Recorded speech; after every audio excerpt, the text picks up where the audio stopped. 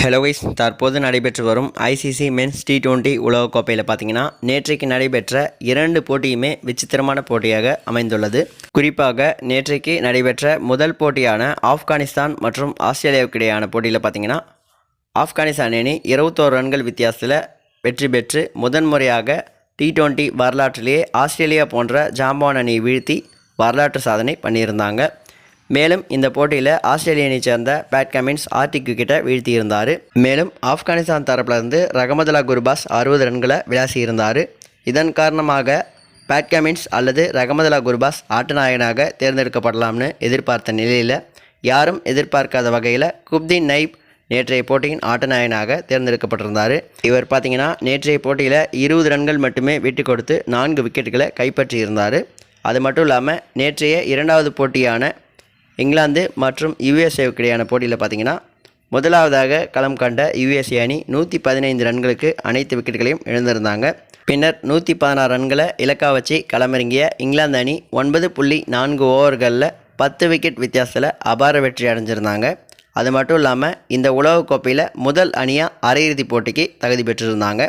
அது மட்டும் இல்லாமல் இந்த போட்டியில் பார்த்தீங்கன்னா முதலாவதாக பந்து வீசிய இங்கிலாந்து தரப்பிலிருந்து கிறிஸ் ஜோர்டன் தன்னுடைய 3வது ஓவரில் 5 பந்துகளை வீசி 4 விக்கெட்டுகளை கைப்பற்றியிருந்தார். மேலும் இந்த ஓவரில் பார்த்தீங்கன்னா ஹார்டிக் விக்கெட்டையும் பதிவு செஞ்சிருந்தார்.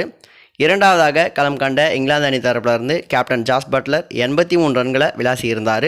இதன் காரணமாக பார்த்தீங்கன்னா இந்த போட்டிக்கான ஆட்டநாயகனாக ஜாஸ் பட்லர் அல்லது கிறிஸ் ஜோர்டன் தேர்ந்தெடுக்கப்படுவார்னு எதிர்பார்த்த நிலையில் யாரும் எதிர்பார்க்காத வகையில் நேற்றைய போட்டியின் ஆட்டநாயகனாக ஆடில் ரஷீத் தேர்ந்தெடுக்கப்பட்டிருந்தார். இவர் பார்த்தீங்கன்னா இந்த போட்டியில் 13 ரன்கள் மட்டுமே விட்டு கொடுத்து 2 விக்கெட்டுகளை கைப்பற்றியிருந்தார். இதன் மூலமாக T20 வரலாற்றிலேயே ஒரே நாளில் நடைபெற்ற 2 போட்டியிலும் ஹார்டிக் விக்கெட் பதிவானது இதுதான் முதல் முறை. அது மட்டும் இல்லாமல் 2 போட்டியிலுமே ஹார்டிக் விக்கெட்டை வீழ்த்திய வீரருக்கு ஆட்டநாயகன் விருது வழங்காமல் மற்றொரு வீரருக்கு ஆட்டநாயகன் விருது வழங்கியதும் இதுதான் முதல் முறை. அது மட்டும் இல்லாமல் தற்பொழுது இன்று அதிகாலை நடைபெற்ற வெஸ்ட் இண்டீஸ் மற்றும் சவுத் ஆப்பிரிக்காவுக்கு இடையான காலிறுதிப் போட்டியில் பார்த்தீங்கன்னா முதலாவதாக களம் கண்ட வெஸ்ட் இண்டீஸ் அணி 135 ரன்களை குவிச்சிருந்தாங்க. பின்னர் 136 ரன்களை இலக்கா வச்சு களமிறங்கிய சவுத் ஆப்பிரிக்கா அணிக்கு மழை குறுக்கீட்டின் காரணமாக 17 ஓவர்களாக குறைக்கப்பட்டு 123 ரன்கள் இலக்காக நிர்ணயிக்கப்பட்டது. இதை சேஸ் செய்த சவுத் ஆப்பிரிக்கா அணி 3 விக்கெட் வித்தியாசத்தில் அபார வெற்றி அடைஞ்சு இந்த உலகக்கோப்பையில் தொடர்ச்சியாக தங்களுடைய 7வது வெற்றியை பதிவு செஞ்சது மட்டும் இல்லாமல் 2வது அணியாக அரையிறுதிப் போட்டிக்கு தகுதி பெற்றிருக்காங்க. மேலும் தோல்வி அடைஞ்ச வெஸ்ட் இண்டீஸ் அணி தொடரை விட்டு வெளியேறியிருக்காங்க. இதன் மூலமாக T20 உலகக்கோப்பையில் எந்த நாடு உலகக்கோப்பையை நடத்துதோ அந்த நாடு ஒரு முறை கூட கோப்பையை வென்றதில்லை என்ற அசாதாரணமான சாதனை தொடர்கிறது.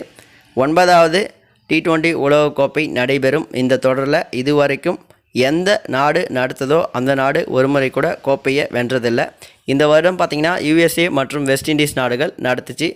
நேற்றைக்கு பார்த்திங்கன்னா 2 நாடுகளும் வெளியேறியிருக்காங்க. அது மட்டும் இல்லாமல் இந்த வெற்றியின் மூலமாக சவுத் ஆப்பிரிக்கா அணி T20 உலகக்கோப்பையில் ஒரே தொடரிலேயே தோல்வியடையாமல் அதிக வெற்றிகளை பதிவு செய்த அணி எனும் மாபெரும் சாதனையை நிகழ்த்தியிருக்காங்க. இதற்கு முன்னதாக இலங்கை அணி 1 முறையும் ஆஸ்திரேலிய அணி 2 முறையும் தொடர்ச்சியாக 6 வெற்றிகளை ஒரே சீசனில் பதிவு செஞ்சுருந்தாங்க. தற்பொழுது இந்த சாதனையை முறியடித்து சவுத் ஆப்பிரிக்கா அணி 7 வெற்றிகளை பதிவு செஞ்சு முதலிடத்தில் இருக்காங்க. இதை பற்றி உங்களுடைய கருத்து என்ன அப்படின்றத மறக்காமல் கமெண்ட் பாக்ஸில் ஷேர் பண்ணுங்கள். மேலும் இது மாதிரி இன்ட்ரெஸ்டிங்கான நியூஸ் நீங்கள் தெரிஞ்சு நினச்சிங்கன்னா மறக்காமல் நம்ம சேனல் சப்ஸ்கிரைப் பண்ணிக்கோங்க. தேங்க்யூ ஃபார் வாட்சிங்.